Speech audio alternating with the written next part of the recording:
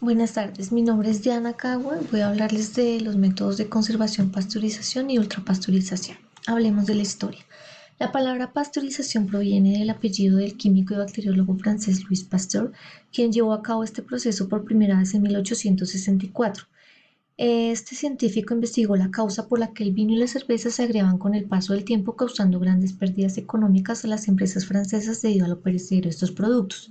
Pasteur utilizó un nuevo método para eliminar los microorganismos que pudieran degradar el vino o la cerveza, con el que comprobó experimentalmente que las poblaciones de bacterias del género Acetobacter se reducían en extremo hasta quedar casi esterilizado el alimento. Posteriormente, esto se llamó pasteurización en su honor y lo fue aplicando a otros alimentos líquidos. Este proceso se aplica hoy en día como norma de higiene en muchos procesos básicos de la industria alimentaria y proporciona una garantía de la seguridad de muchos productos alimenticios de manera eficaz en todo el mundo. La definición. La pasteurización consiste en el tratamiento del calor de un producto para reducir la presencia de agentes patógenos, alterando lo menos posible su estructura física, sus componentes químicos y sus propiedades organolépticas. El objetivo primordial no es la eliminación completa de los agentes patógenos, pilas, sino la disminución sustancial de sus poblaciones, reduciéndolas a niveles que no causen intoxicaciones alimentarias a los humanos. El segundo objetivo son productos con una vida útil más prolongada y reducir su putrefacción. Y el tercero es alterar las propiedades del producto final, por ejemplo, la pasteurización de la leche para yogur, que es naturalizar las proteínas. Entre los tipos y clasificación tenemos el proceso BAT, tinaje, recipientes grandes. Para una pasteurización lenta, el procedimiento es calentar grandes cantidades en un recipiente de 63 a 65 grados centígrados durante 20 a 30 minutos, dejar enfriar lentamente.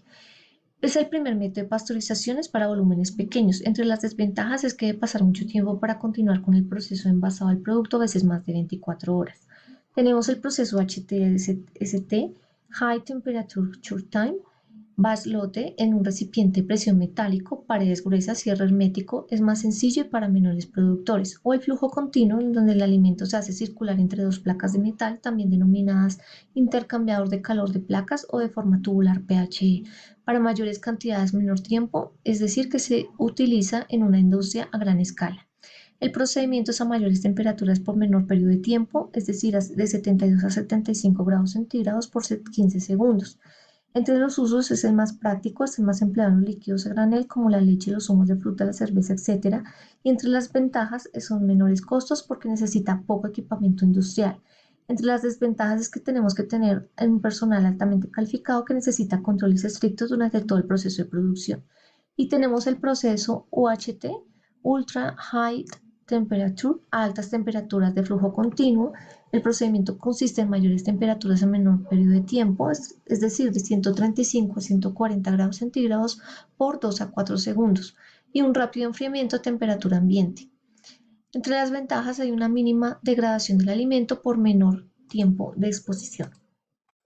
Detengámonos en la UHT. En la historia tenemos que las iniciativas más relevantes que dieron lugar a la comercialización del método UHT se empezaron a desarrollar a fines del decenio de 1940 debido a la técnica desarrollada en los esterilizadores de tubos concéntricos y vapor de vaporización en los sistemas de producción de leche.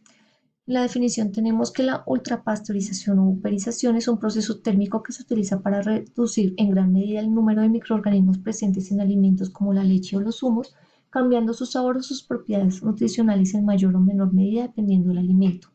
La diferencia entre la pasteurización tradicional y la ultrapasteurización es, como ya lo vimos, mayor calor, menor tiempo.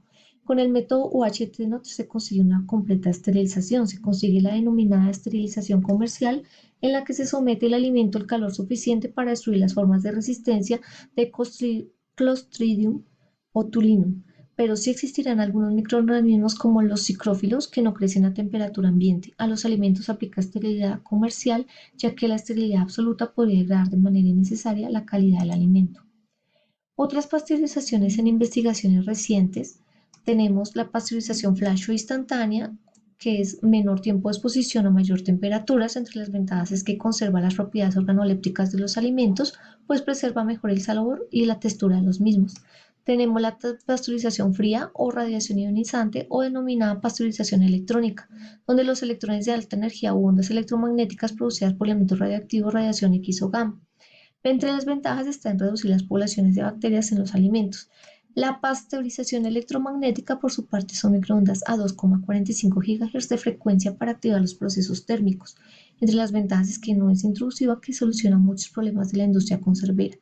Y tenemos la pasteurización solar o pasteurización de agua, cuyas temperaturas están sobre los 56 grados centígrados, requiere exponer el agua en recipientes durante 6 horas.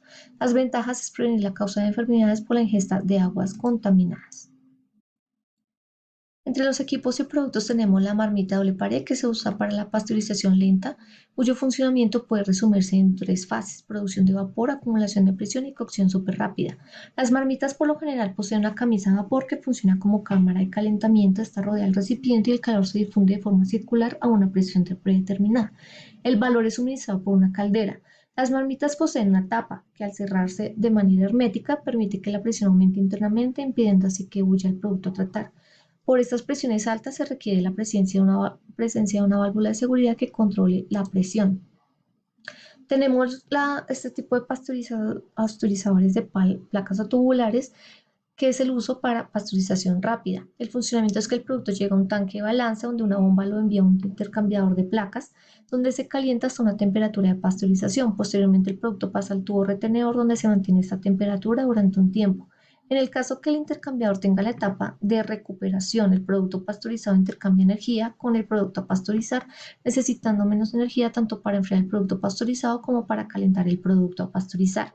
Finalmente, el producto suele pasar por una etapa de enfriamiento para bajar la temperatura del producto hasta 4 grados centígrados y permitir su almacenamiento en depósitos isotérmicos o el envasado en frío.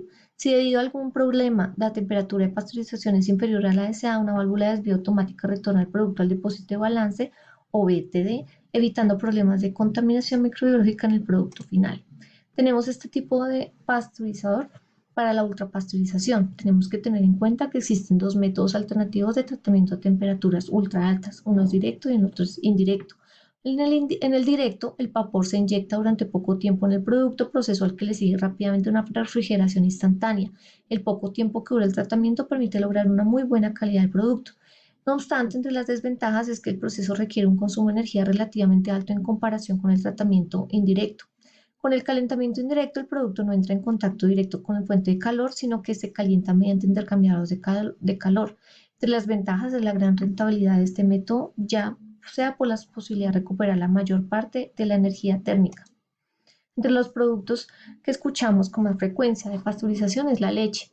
Recordemos que los microorganismos crecen entre 25 grados centígrados a 37 grados centígrados. Durante el proceso de manufacturación y envasado de la industria láctea se evita que la temperatura de la leche esté en este intervalo después de la pasteurización. Al mismo tiempo que se reducen las colonias, se eliminan también de la leche los microorganismos más termosensibles como los coliformes. ¿Qué pasa con el ácido? El pH es 6,7. Con HTST y correctamente refrigerada tiene un periodo de caducidad que puede llegar de 2 a 3 semanas. Para la ultrapasteurización la vida está entre 2 y 3 semanas. Se puede llegar a periodos de conservación mayores cuando se combina la ultrapasteurización con manipulación adecuada y tecnologías de envases esterilizados. Posterior a la exposición de la temperatura se realiza un enfriamiento rápido de forma continua y en recinto cerrado que garantizan que el producto no se contamine mediante el envasado aséptico. Este proceso aporta a la leche un suave sabor debido a una suave caramelización de la lactosa y un color amarillento como reacción natural de los carbohidratos simples a la temperatura.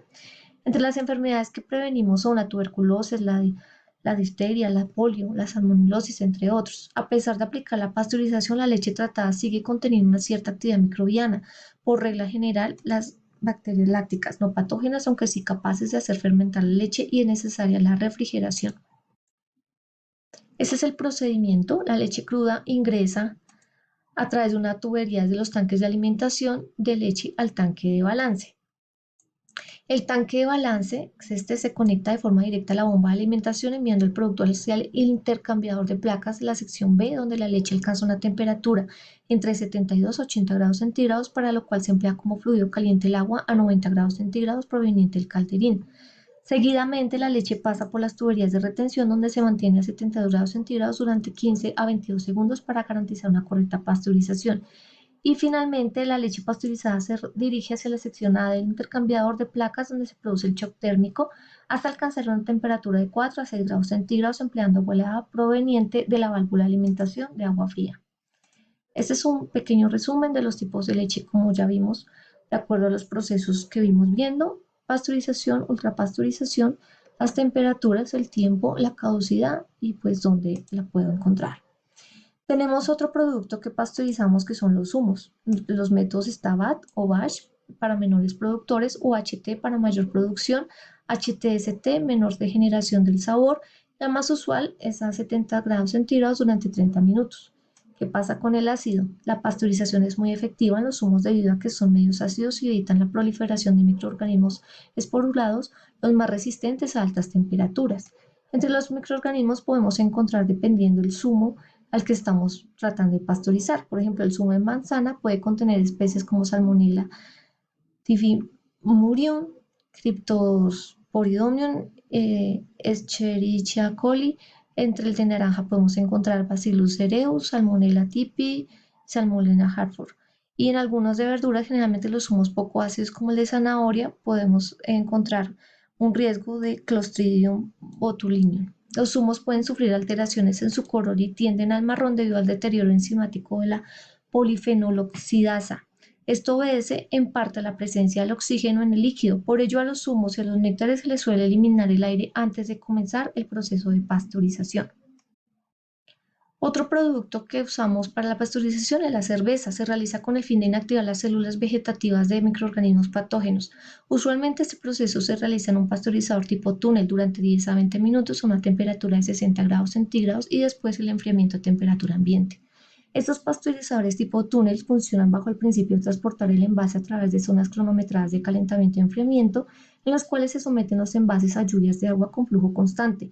La temperatura del agua dentro de cada zona se eleva hasta alcanzar la temperatura deseada del envase. Otro proceso es el vino, que es durante 20 a 30 minutos a una temperatura entre 50 a 80 grados centígrados. Es necesario tener cuidado porque una temperatura o tiempos excesivos pueden afectar las características organolépticas. En el caso de los vinos dulces, la pasteurización, además de esterilizar el vino, impide la fermentación del azúcar residual manteniendo el carácter dulce.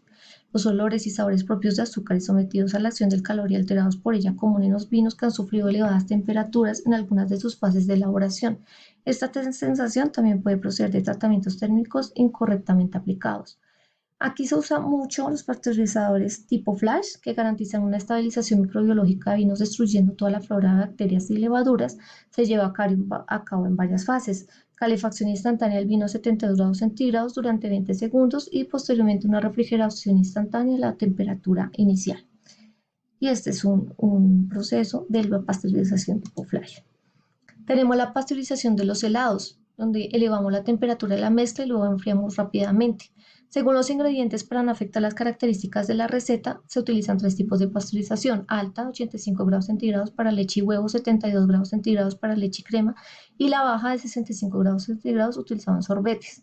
La principal ventaja es que los aromas no se volatilizan, por lo que no solo conserva los sabores, sino que incluso puede ayudar a realzarlos debido a que el calor se encarga de disolver el azúcar, mezclar las grasas, hidratar las proteínas, activar los emulsionantes, suavizar la base del helado, etc.